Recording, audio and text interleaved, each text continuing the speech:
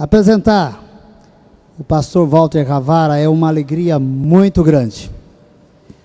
Tão logo foi definido pela diretoria sobre o tema que poderíamos pensar nessa tarde, vida plena, vamos transformar juntos nosso relacionamento com o meio ambiente. O nome que ocorreu foi o do pastor Walter Ravara. Eu vou colocar aqui um pouco daquilo que é o pastor Walter Ravara. Primeiro, ele é um servo de Deus. É um servo de Deus que já tem trabalhado em muitas áreas.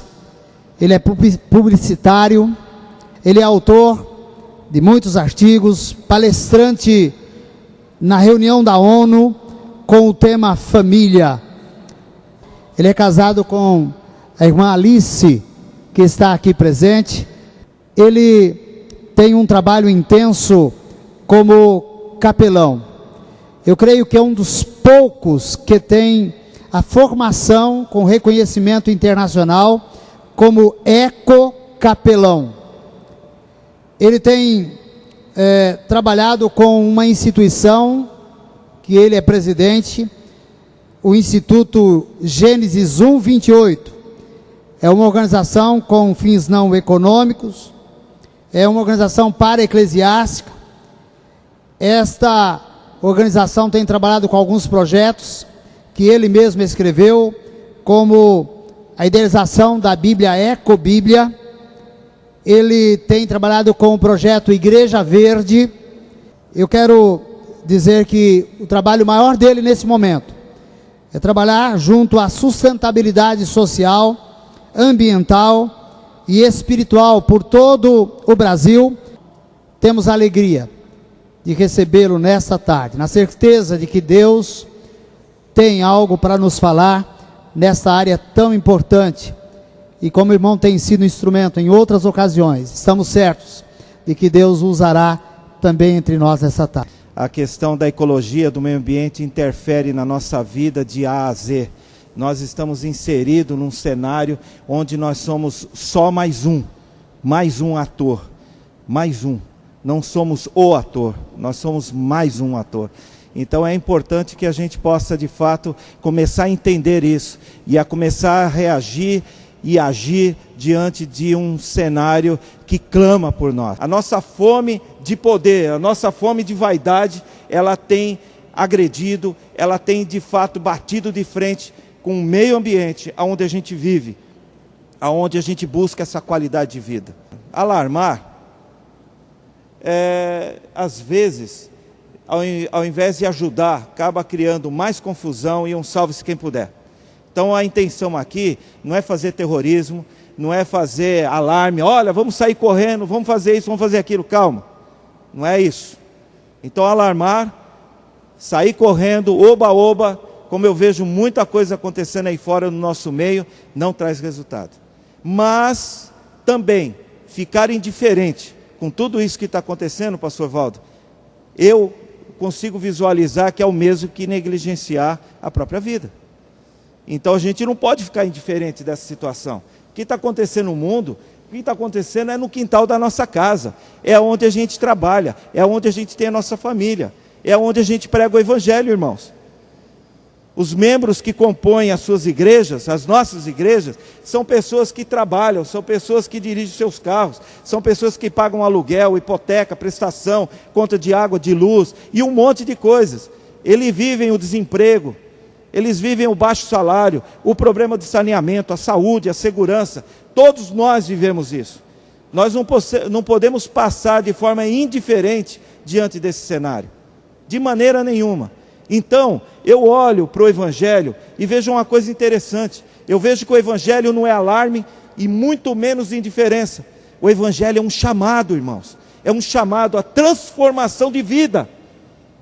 O grande propósito do Deus Todo-Poderoso foi ter enviado o seu Filho com uma missão única de nos trazer vida, de nos resgatar, de nos mostrar o verdadeiro caminho. E essa missão foi o que o nosso Senhor Jesus nos delegou.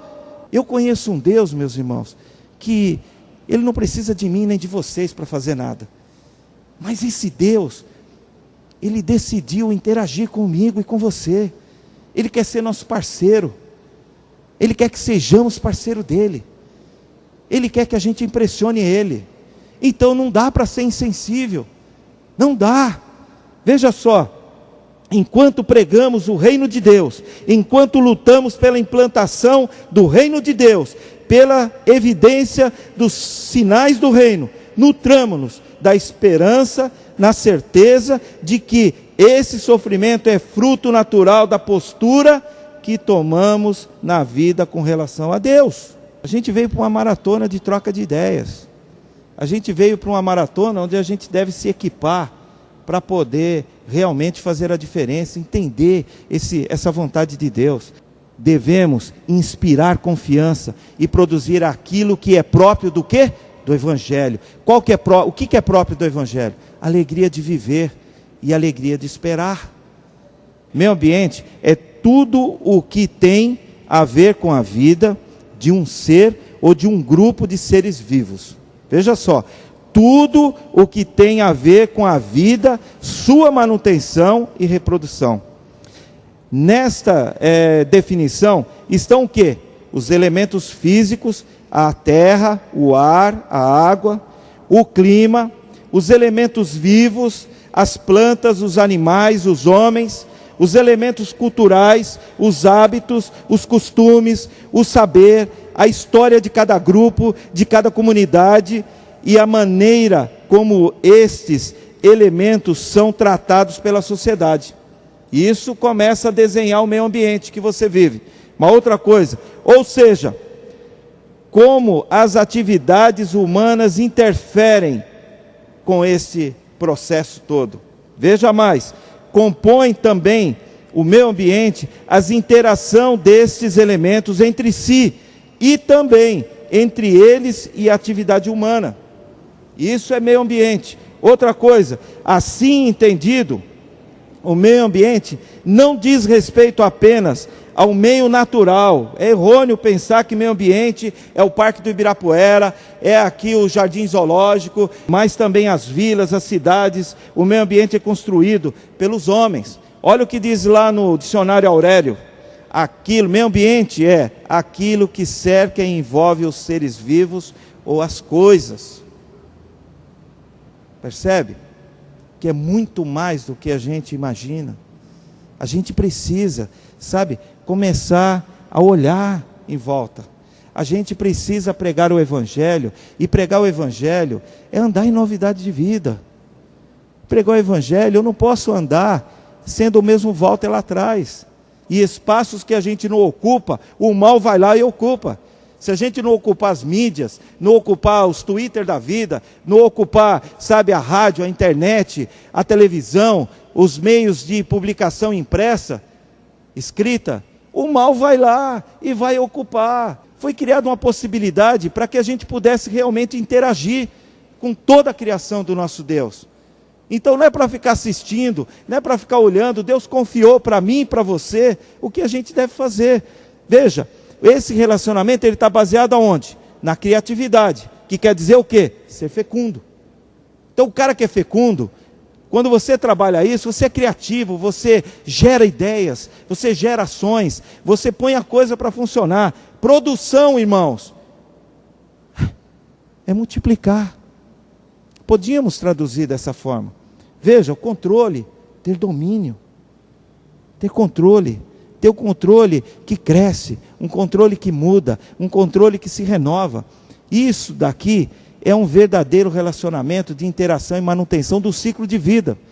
Desde que o homem começou a interferir na natureza, a biodiversidade se tornou a base das atividades agrícolas, pecuárias, pesqueiras e florestais. E mais recentemente, da indústria da biotecnologia. É a fonte de proteínas, remédios, cosméticos, roupas e alimentos, bem como, veja só, essencial para a criação de grãos mais resistentes, inclusive às pragas. Então, tudo isso é meio ambiente, tudo isso envolve todo o nosso ecossistema, as biodiversidades, as variedades de vida. O homem está inserido nisso, para que eu e vocês possamos viver, estarmos aqui, usufruindo desse som, ter vindo para cá, estar vestindo essa roupa, estar podendo falar. Nós dependemos do meio ambiente, meus irmãos. Nós dependemos daquilo que nos cerca.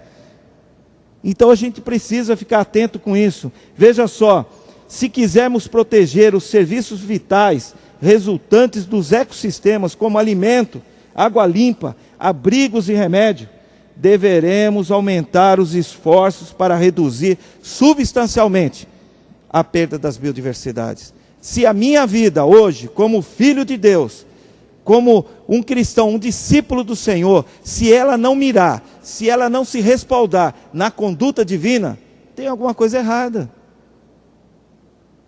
Tem alguma coisa errada. Então nós precisamos mesmo em todas as nossas áreas. Nós não podemos passar despercebido. Então quando eu leio vida plena, eu digo para vocês, é aonde somente a vida de Jesus se manifesta na da gente.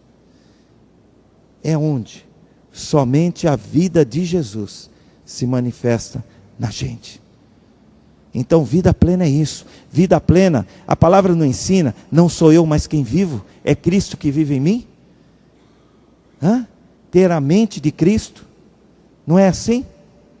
Então nós precisamos rever os nossos comportamentos. Por que Deus disse de todo o coração? Mas Ele também disse de toda a alma, e depois de toda a mente. Ele quer sentimentos, corpo, alma, Ele quer você inteiro nisso, irmão. Não tem meio termo não, ou é ou não é.